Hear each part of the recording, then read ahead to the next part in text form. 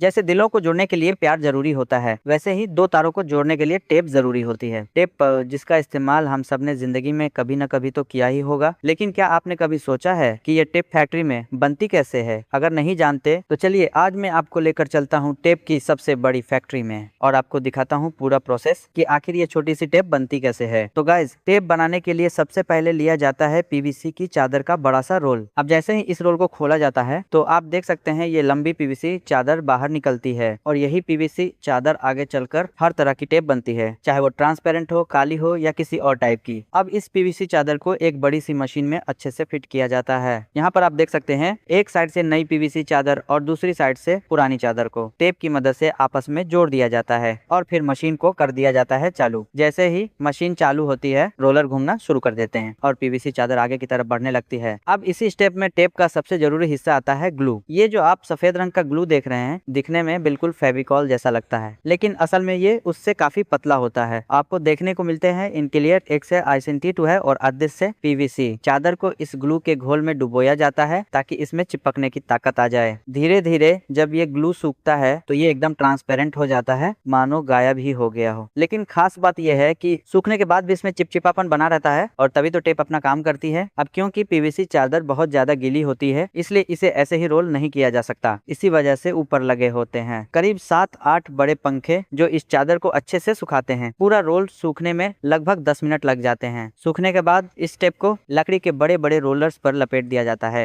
पुराना रोलर निकालकर नया रोलर मशीन में फिट किया जाता है और इसी तरह एक एक करके बड़े बड़े टेप के रोल तैयार हो जाते हैं। लेकिन गाइज, इतना बड़ा टेप का रोल कोई खरीदेगा नहीं, इसलिए अब बारी आती है कटाई की। इन बड़े रोल्स को उठाकर दूसरी मशीन में फिट किया जाता है, जहाँ ब्लेड वाली मशीन की मदद से इन्हें छोटे छोटे रोल्स में काटा जाता है। यही छोटे रोल्स होते हैं जो हम अपने घरों में या बिजली के काम में इस्तेमाल करते हैं। रोल कितना मोटा होगा, ये सब इसी मशीन से तय किया जाता है। कटाई के बाद सारे छोटे छोटे रोल एक एक करके क्रेट में रख दिए जाते हैं और फिर इन्हें ले जाया जाता है पैकिंग सेक्शन में। पैकिंग के लिए पहले प्लास्टिक की कवरिंग ली जाती है, उसके अंदर ब्रांडिंग का कार्ड डाला जाता है और फिर एक एक करके टेप के रोल उसमें फिट किए जाते हैं। इसके बाद मशीन से इन्हें अच्छे से सील किया जाता है और हमारी टेप की पैकिंग एकदम बढ़िया और मार्केट रेडी हो जाती है। अब ये टेप फैक्ट्री से निकलकर सीधे दुकानों तक भेज दी जाती है, जहाँ से हम सब इन्हें खरीदते हैं। तो बताइए गाइज, आपने कभी टेप का इस्तेमाल किया है या नहीं, और ये पूरा प्रोसेस आपको कैसा लगा? कमेंट करके जरूर बताना। मिलते हैं अगले वीडियो में। Take care, good bye.